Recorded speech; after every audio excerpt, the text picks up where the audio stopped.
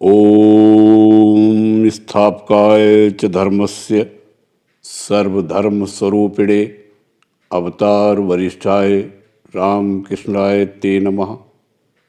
जय ठाकुर, जय माँ। ओम शिव शिव शिव। श्री रामकृष्ण देव के अमृत तुल्य दिव्य उपदेश। यदि किसी में शुद्ध सत्वगुण का उदय हो तो वह सदा केवल ईश्वर चिंतन ही करता है, उससे और कुछ भी नहीं भाता। किसी किसी को प्रारब्धवश जन्म से ही शुद्ध सत्वगुण प्राप्त होता है। कामना शून्य होकर कर्म करने का प्रयत्न करते हुए अंत में शुद्ध सत्वगुण प्राप्त होता है। रजो मिश्रित सत्वगुण के रहने पर धीरे धीरे मन नाना दिशाओं में जाने लगता है। इससे मैं जगत का उपकार करूंगा, इस प्रकार का अभिमान आ जुटता है।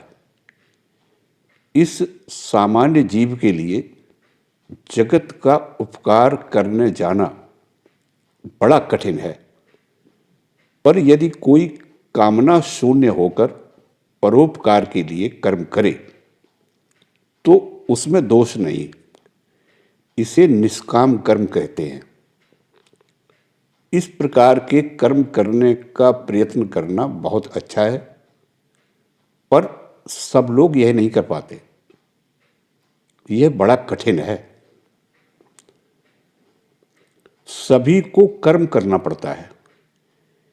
एक दो जन कर्म त्याग कर सकते हैं। एक दो लोगों में ही शुद्ध सत्वगुण देखने को मिलता है। निष्काम कर्म करते करते रजो मिश्रित सत्वगुण धीरे धीरे शुद्ध सत्वगुण में परिणत होता है।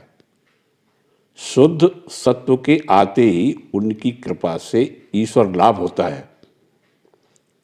साधारण आदमी शुद्ध सत्व की अवस्था को नहीं समझ पाते।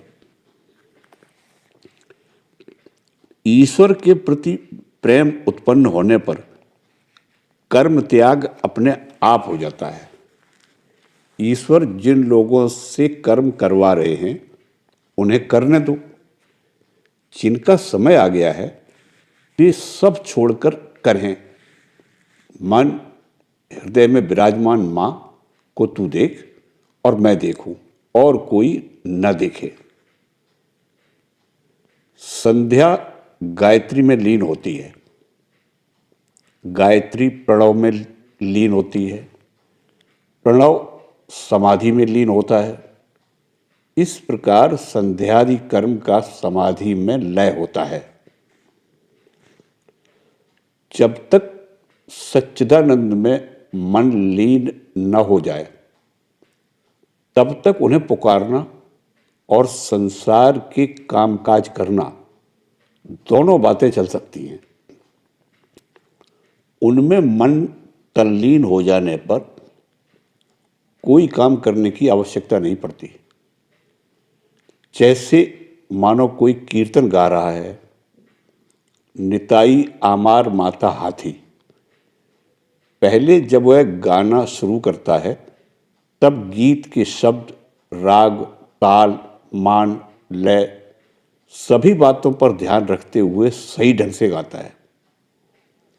फिर जब गीत के भाव में उसका मन थोड़ा मग्न होता है तब वह सिर्फ माता हाथी ही कहता है। फिर जब उस भाव में मन और भी तल्लीन हुआ तब वह सिर्फ हाथी ही कहता है। अंत में जब मन पूरी तरह तल्लीन हो जाता है तब वह हा कहकर ही भावमग्न होकर चुप हो जाता है। इसीलिए कहता हूं, शुरू में कर्म की बड़ी चहल पहल रहती है, परंतु तुम ईश्वर की ओर जितना ही अग्रसर होगे उतना ही तुम्हारा कर्म कम होता जाएगा। अंत में सर्व सर्व कर्म त्याग होकर समाधि होगी। समाधि होने के बाद प्रायः देह नहीं टिका करती। किसी किसी की देह लोक शिक्षा के लिए रह जाती है, जैसे नारद आदि ऋषि और चैतन्य देवादि अवतारों का हुआ। कुआं खोद चुकने के बाद कोई कोई कुदाल, टोकरी आदि की विदाई कर देते हैं, पर कोई कोई उन्हें रख देते हैं। सोचते हैं रहने दो, मोहल्ले वालों में से किसी के काम आएगा। ऐसे महापुरुष लोग जीवों के दुख देखकर कातर होते हैं। ये ऐसे स्वार्थी नहीं होते कि सोचे हमें ज्ञान लाभ हुआ कि सब हो गया। ब्रह्म क्या है, यह मुख से नहीं कहा जा सकता। जिसने कभी समुद्र नहीं देखा, ऐसे व्यक्ति को यदि समुद्र कैसा होता है यह समझना पड़े तो इतना ही कहा जा सकता है, ओह वह बहुत ही विशाल जलाशय है, चारों ओर पानी ही पानी है। वेद, तंत्र, पुराण आदि सभी शास्त्र झूठे हो चुके हैं, क्योंकि उनका मुख से उच्चारण किया गया है, उन्हें पढ़ा गया है। केवल एक वस्तु झूठी नहीं हो पाई, वह है ब्रह्म। ब्रह्म क्या है यह आज तक कोई बता नहीं पाया। ब्रह्म कैसा है? ब्रह्म निर्गुण, निष्क्रिय, अचल, अटल, सुमेरुवत है। ब्रह्म भला बुरा दोनों से निर्लिप्त है। वह दीपक की ज्योति की तरह है। दीपक के प्रकाश में कोई भागवत पढ़ता है तो कोई जाली नोट बनाता है, पर दीपक निर्लिप्त रहता है। ब्रह्म मानो सांप के जैसा है। सांप के दांतों में विष होता है, उसके काटने पर दूसरे लोग मर जाते हैं, पर उससे स्वयं सांप को कुछ नहीं होता। इसी तरह जगत में दुख, पाप, अशांति आदि जो कुछ है वह सब जीव के लिए है। ब्रह्म इस सबसे निर्लिप्त है। भला बुरा, सत असत सब जीव के लिए है। ब्रह्म के लिए यह सब कुछ भी नहीं, वह इस सबसे परे है। ब्रह्म ज्ञान, अज्ञान, पाप पुण्य, धर्म अधर्म सबसे परे है। वह सब प्रकार के द्वैत से अतीत है। ब्रह्म मन, वाणी, ध्यान, धारणा, ज्ञाता, ज्ञान, ज्ञेय, सत असत सबके परे है। वह सब प्रकार की सापेक्षता के परे है। ब्रह्म वायु की तरह है, जो सुगंध और दुर्गंध दोनों ले जाती है, पर स्वयं दोनों से निर्लिप्त रहती है। ब्रह्म सब गुणों से, सभी मायक संबंधों से अतीत है। ब्रह्म ही सत्य, नित्य है। उसकी जीव जगत के रूप में लीला असत, अनित्य है। जगत मिथ्या है कहना आसान है, पर वास्तव में इसका अर्थ क्या है जानते हो? जैसे कपूर के जलने पर कुछ भी नहीं बचता, लकड़ी के जलने पर कम से कम राख तो बच जाती है। विचार के अंत में समाधि होती है, तब मैं तुम जगत सब इसका पता कुछ नहीं रहता। शिष्य को उपदेश देने के लिए गुरु ने 2 अंगुलियां उठाकर संकेत किया, ब्रह्म और माया।